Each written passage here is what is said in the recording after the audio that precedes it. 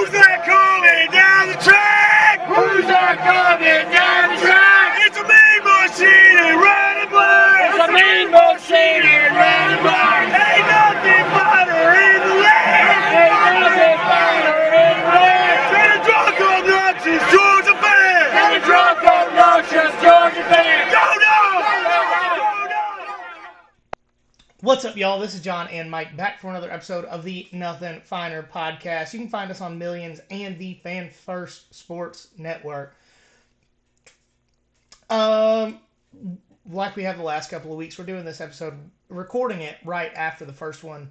So we're going to skip most of the banter. I will say there's something that I didn't talk about in the first one that I wanted to. Got sidetracked, just how we do things. If it's not a tangent, we're probably not talking about it. Sam's Club right now has sirloin steak on sale. So I got 6 sirloins for $30. And as, an adult for once every, 12 times we record. I ate dinner before we recorded, so before 10 p.m. And I just had 2 steaks for dinner. So, feeling good. Just poured myself a glass of whiskey. Was drinking water. So, man dinner. Yeah, it was like guys being dudes, right? Yeah, guys being dudes, man dinner, whatever you want to say. 2 steaks for dinner. Finished it with some water, being healthy, and then got a glass of whiskey over here. So, There you go. What kind of whiskey you got? I'm just still drinking on that Baby Saz. It's called Baby Saz because I know I've said this a number of times that it's called Baby Saz. Buffalo Trace makes a Sazerac 18, 18-year-old rye whiskey. It's part of their Buffalo Trace Antique Collection. And if you see it in person at a liquor store, you're probably spending about $2,500 for it. So I have the younger version. Okay. Yeah. It's called Baby Saz because it's younger. And it's mainly because for the last few episodes, I have not intended on drinking. And then we get to the second one, I'm like, screw it. I'm gonna pour one. Yeah. And Yeah. I don't want to get up and walk over there mid-recording to grab a different bottle. So There you go. But we are doing... Tonight we're talking about the group of 5 teams that are best set up to make the playoff. So if you aren't aware, under the new and probably not long-living playoff format, there's a single spot reserved for the highest-ranking group of 5 team. I believe if there are 2 group of 5 teams ranked within the top 12, it'll just be normal seeding, but that rarely, if ever, happens. But the team does not have to be in the top 12 to be in the playoff. I want to say last year, Liberty was ranked somewhere 15 to 20, and if we had the 12-team format last season, they would have played the number 5 seed, so it would have been Liberty and Florida State. So, is what it is. You want to be one of the top 11 teams with just the way that's set up. But this is something that I've wanted to look at for a while now, and it's really going to be, we're talking about 3 teams. Which one of those teams is the best set up to be that highest ranked team? The group of 5 conferences are Sun Belt, American Athletic Conference, Mountain West, the MAC, Middle American Conference, Conference USA, if you are not aware of those. But we're going to go over the 3 that we think have the best case to be that team. And I don't know, at the end, if we're feeling frisky, we might pick one to bet on. Not literally, but figuratively. First off, we're going App State. Appalachian State, however you pronounce it. The argument for App State starts with their giant killer reputation, in all honesty. And then we're going to talk quite a bit tonight about schedule. So App State has a week 1, which is the second week of the season this year for pretty much everybody, because pretty much everybody's playing on week 0. I refuse to call week 0 week 1 because it's in August. Just being honest there. But they have that game against Clemson. And with the Cincinnati experiment of 2021, we learned that you don't have to necessarily beat the Power 5 team. You just have to take them to the edge of losing. Cincinnati did beat Notre Dame, but in this new format, if it is a 3-point game at the end, App State has done their job. Yeah. But they do have that game against Clemson. They also have a game against South Alabama team that beat Oklahoma State last year. Liberty, who would have made the 12-team playoff in 2023. Marshall, who hung with NC State and beat Virginia Tech last season. And then James Madison, who was ranked for about half of last year. And then another part of this is last season's performance, right? So App State going to double overtime with UNC last year, I think people are going to remember that going into this season. App State is 33rd in returning production from an offense that was 22nd overall last year and a defense that was 63rd. And they got guys from the portal to help plug holes on defense. And they have a returning quarterback from last season, Joey Aguilar. We try to do names right on the show. Doesn't always work out. Yeah, Aguilar. Yeah, I mean, that's how I would say it. All right, Aguilar, who had a 33-10 touchdown interception ratio last year. Good, not great, but like I said, they had the 22nd overall offense last year, and it really, I'm gonna be honest, it took a missed pass interference call for App State to not beat UNC last year. Yeah. I'll say with like a couple of them teams, like James Madison, they're missing their head coach. He went to Indiana, so like that. Yep. Theoretically, that should be a win because he was at James Madison for a while. UNC, they're not playing UNC this year, so that doesn't matter. No.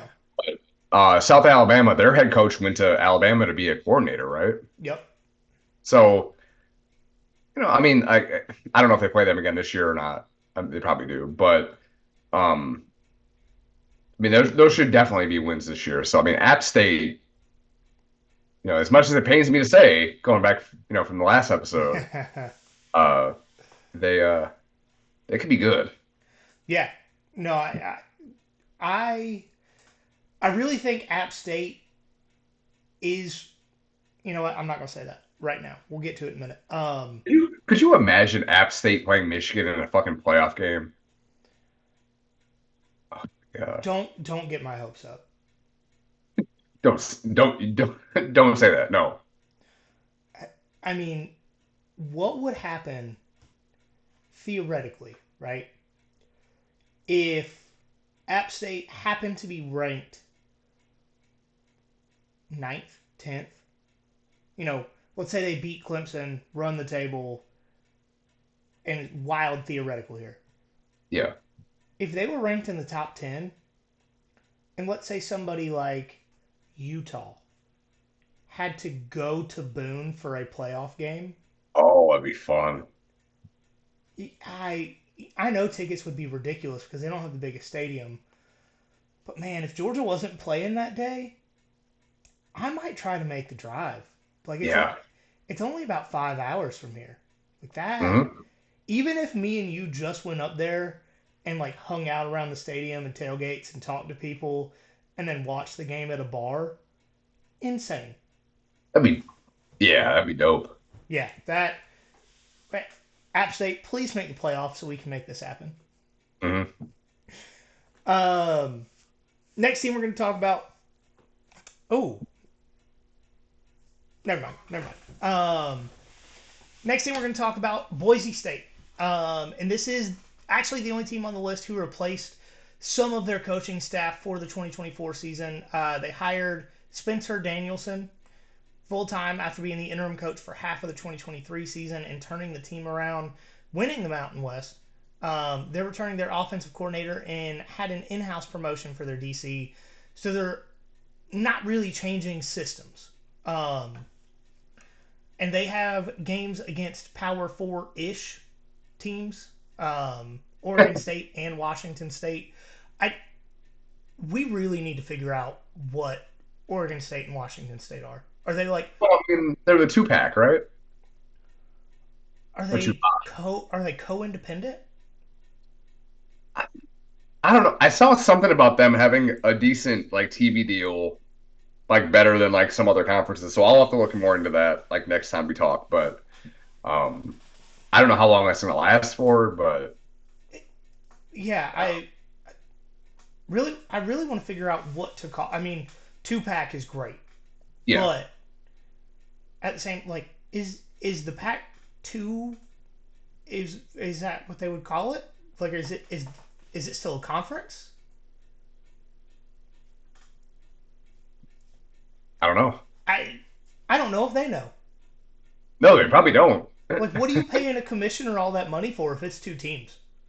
Can you imagine paying a commissioner for 2 teams? Like, just represent the both of us. Yeah, and it's like, so we know that with 12 teams last year, we were paying you like, I don't know, like 10 million. But with only two of us, we're gonna need you to take like 100 grand. I would still take that job in a heartbeat. Oh yeah, you're telling me I Like, can? You're telling me I can just go watch football games and sports all year and make a few phone calls? Done. yeah, like go hang out in fucking, the Pacific Northwest for a little bit. Like, not even like full time. Absolutely. Yeah.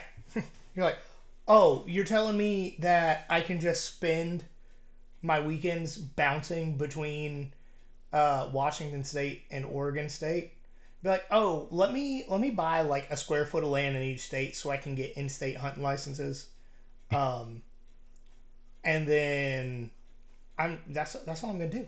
Like, I'm Yeah. just gonna hunt and fish and show up for the second half of games. That's my life. That's all I'm doing. As a commissioner should do. Exactly. But anyways, back to Boise State. We got off on that one. So they play at Oregon in week 1 again.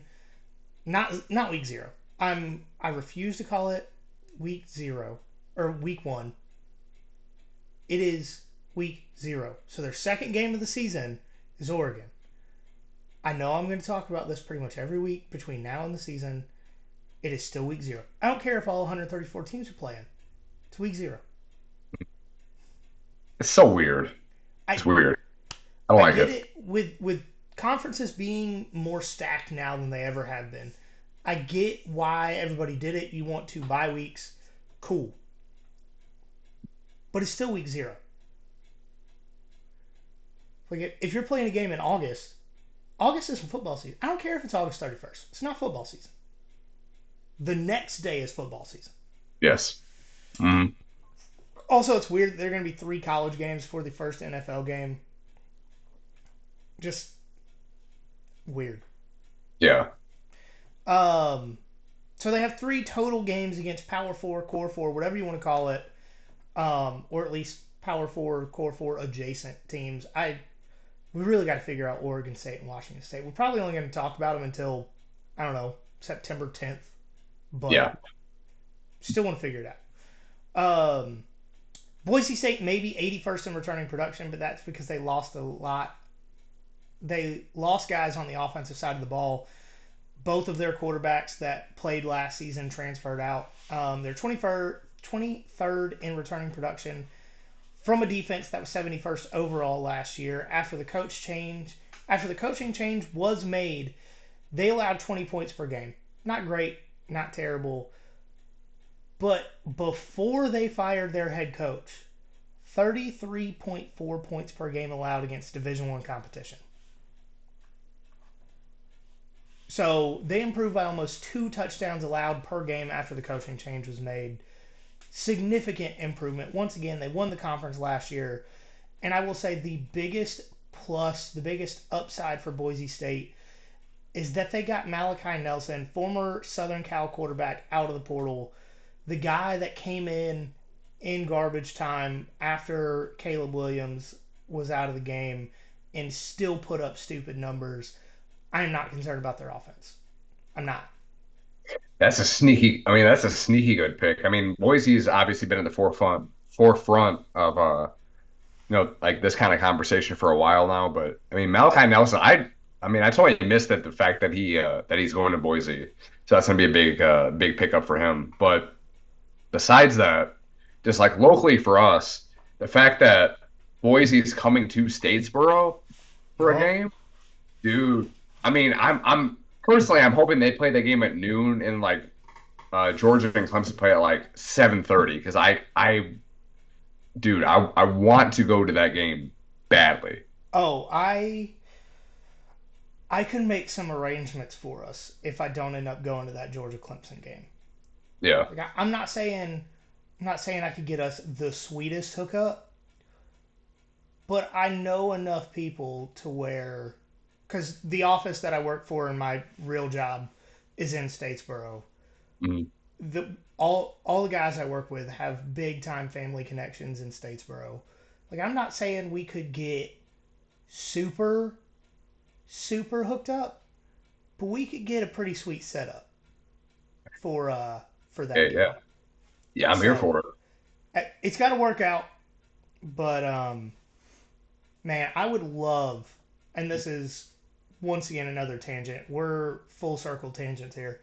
I would love if we could go do a few things like that this year. Like just me and you go get hammered at a tailgate, bring a microphone, and just talk to people. Get Yeah. random drunk, obnoxious fans from whatever games we can manage to go to Yeah. talking shit. Like Yeah. add that into the voicemail section. Yeah, right. I mean, I'm down for it for sure.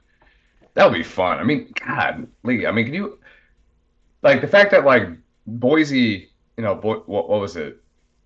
14 years ago, 13 years ago, whatever, played Georgia there, and then they're gonna come to Statesboro just for shits and gigs. Today it would be wild. Yeah. And I will say, Boise State, I saw this stat the other day. They're like the fourth winningest college football program of the 21st century. Yeah, I think what was it was it the 2000s? They were the They had, winningest. yes, Yeah. almost 75% of their games they've won in the 2000s. Oh, I think it was more than that. Maybe. Yeah, Yeah, I'd have to look at it, insane. but yeah, yeah, Insane. So Boise State has that pedigree, just like App State, and for different reasons. But they're always two teams that most Power Five, now Power Four, Core Four teams are scared to schedule. So yeah. that's something that both of these teams have in common. Um, Last team we're going to talk about, and then kind of Oh, give a little bit towards the end. wait, before you do Go that, ahead. Boise won 86.8. I'm sorry, yeah, 86.8% of their games in the 2000s. They're the winningest program of the 2000s. That's insane. Well, Georgia's at 92.6% for the 2020s.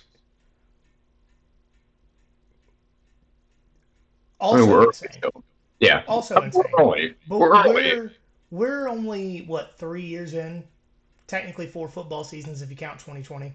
Yeah, But still, 86% as a Power Five team, or as a Group of Five team. Correction.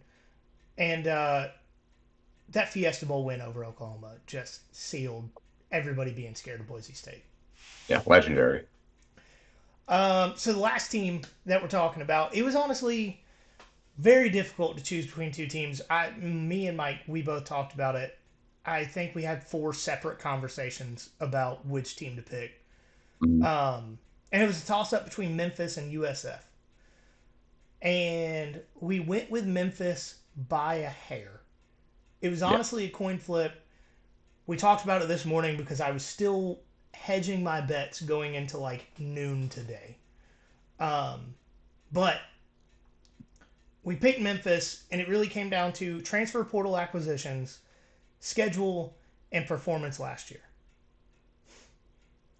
So in the portal, Memphis got a lot of defensive secondary, a few from Power Five teams, and some skill position guys from the SEC, including Mario Anderson from South Carolina, who's a guy we both liked last year. And another stat that I just saw on line. Memphis has, I think, 5 active running backs in the NFL, so they're known for putting out running back talent. And if they took a guy like Mario Anderson, you trust their evaluation. And if Rocket Sanders didn't go to South Carolina, Mario Anderson would still be there. But I'm kind of glad he's not, because their offensive line is not going to be a ton better this year. Yeah. Memphis is 26th in returning production from last season, 29th on offense, 45th on defense. And I will say Memphis' only tough game this season is in Tallahassee against the new-look Florida State team led by former Memphis head coach Mike Norvell, and that one quarterback that still checks under his bed for the Georgia front seven, DJ Uiagalelei. Other than that, they have Troy at home, at USF in the Did We Pick the Right Team Bowl, at UTSA, right, and finish the season at Tulane with an entirely new coaching staff and quarterback. So for last season's performance, Memphis lost to Mizzou by 7, the same Mizzou that beat Ohio State. They beat Boise State last year, beat North Texas, who is known to sneak up there and win some games they shouldn't, normally have a pretty good offense. They won a shootout with USF, 59-50, and lost by 4 to a ranked Southern Methodist, who's now in the ACC. And they finished last season by beating Iowa State in the Liberty Bowl, which a home game for them because Liberty Bowl's in Memphis. Also, if I remember that game correctly, it was approximately 38 degrees and pouring down rain. Yeah. Mm. Just awful.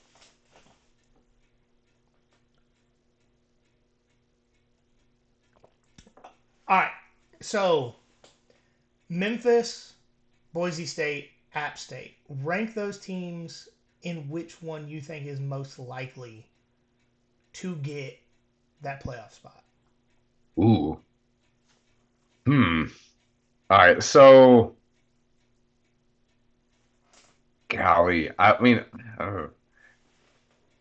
I probably would lean more toward Memphis just because the Americans is probably like, when you're thinking about conferences, they're probably of the Power Four, they're probably like that fifth team or fifth conference that's right there. I would probably lean more toward Memphis, but golly, I mean, yeah, I would probably lean more toward Memphis if I had to right now. Who's second on that for you? I'd probably go App State and then Boise. So we differ quite a bit on that. Yeah. I'm going to say Boise, App State, Memphis. We're completely reversed. Okay. I mean, it's going to be fun then. For me, it's really a toss-up between Boise and App State. I'm just going to be entirely honest. And if I'm going purely off the schedule, I'm going App State. I mean, App State realistically has a path to be 11-1 in the championship weekend. Yeah. And if that's a close game against Clemson, it doesn't matter what happens in their championship game, right? Mm-hmm. But, man, I really like Malachi Nelson. And yes. As much as we talk trash about Lincoln Riley, how many times has he missed on a quarterback? I mean, it hasn't been yet. Right. And, I'm sure a lot of people would say Spencer Rattler. Spencer Rattler, if he played last season behind a good offensive line, was in New York for the Heisman ceremony. Yeah. So, man, to me, it's a toss-up, and the only reason I'm going App State's the schedule. Yeah. They're like 1A, 1C, we're going to skip B, and then Memphis is 2. Like, I do think USF would be a sneaky team. The problem is USF was real up and down last year. And, just going into that a little bit, for me, USF is a solid fourth team in this conversation. The biggest issue I have with them is that they haven't shown the ability to do it yet. I mean, 2007 was the last time that they were really of any significance in college football. They were close to Alabama for most of that game last year in Tampa, strictly because they weren't starting Jalen Milroe. Yeah. And there were games last season that USF won like 14-13, and there were games last year that they lost 59-50. Like, they were not consistent enough on either side of the ball for me to have confidence going into this year. But I think they have the coaching staff to get there. So 2025, if they can keep it up, if they can improve more, USF is on this list in 2025. Yeah. Mm-hmm. Like the USF thing, like for me, like I think like the game being in Tuscaloosa could be a bloodbath for all we know. Yeah. I mean, because again, nobody thought that Jalen Milroe wouldn't be starting that game, although we didn't know much about him at that point, besides the Texas A&M game in 22. But I mean, if he would have started that game, they probably would have won. I want to say easily, but at the same time, still a big fan of Daquan Treadwell. Yeah. Outside linebacker, edge player, whatever you want to call him for USF. And I think he would have made sure, like Jalen Milroe would have had a bruise of like the stitching of number 0 in his midsection the next day. Yeah. Like I really like what USF has. And they have the schedule to be able to do it. Yeah.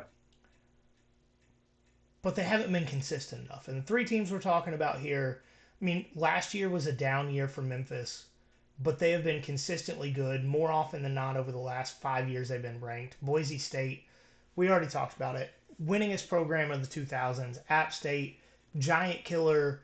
Over the last 2 years, they've taken UNC to overtime twice. Like that's not something that you can really say a whole lot negatively about. Like they may have lost one or both of those games. I don't exactly remember how the 2022 game went, but to be down to the wire when UNC has a quarterback that went in the top 10 of the draft, that's saying something. So, no, man, I'm excited for Group of Five, especially, if we do get to go to that Boise Georgia State game or Georgia Southern. I am so sorry. Oh my God. You know what? I'll slap myself. I deserve it. That was terrible. I am so sorry. Hail Southern. Whatever I need to do to repent for that sin. Yeah, how many Hail Southerns do you need to say to repent for that? I don't know. I don't know. Go ask a Catholic. I don't know. The only time I've been in a Catholic church was last year around Easter for Skyla. So I have no idea. I mean, to tell you the truth, I don't know either. I'm not Catholic. Just that part of the family is. All right. Ask somebody over there. They probably don't know either. They're not like, yeah. They're average Catholics, Easter and Christmas. Yeah, Easter and Christmas, yeah. There you go. But no, man, I'm excited for Group of Five. I think it'll be a really interesting season. I tried to find an argument for Georgia Southern. I did. Yeah, me too. One, they have a tough schedule. Two, I would say their season last year was the same consistency level as USF. They should have beat Wisconsin last year, but they didn't. But they did. What, the year prior they did beat Nebraska. Yeah. So, man, I would love to find a reason I would love to have a reason to modify this list and put Georgia Southern on there. The consistency level just isn't there for me. But yeah, I'm excited for it. I think we're gonna have a great season of Group 5 football, especially with the transfer portal. I don't remember who we talked to last year, but I think parity is on its way in college football with the transfer portal, with all these talented guys leaving, big time programs, going places that they know they can get starts. I think this season or this year was the most non-power program draftees that have ever had. I mean, there were NAIA guys drafted this year. So parity is coming. It's slow. And if pay to play ever happens, like legit pay to play, it is a long way off.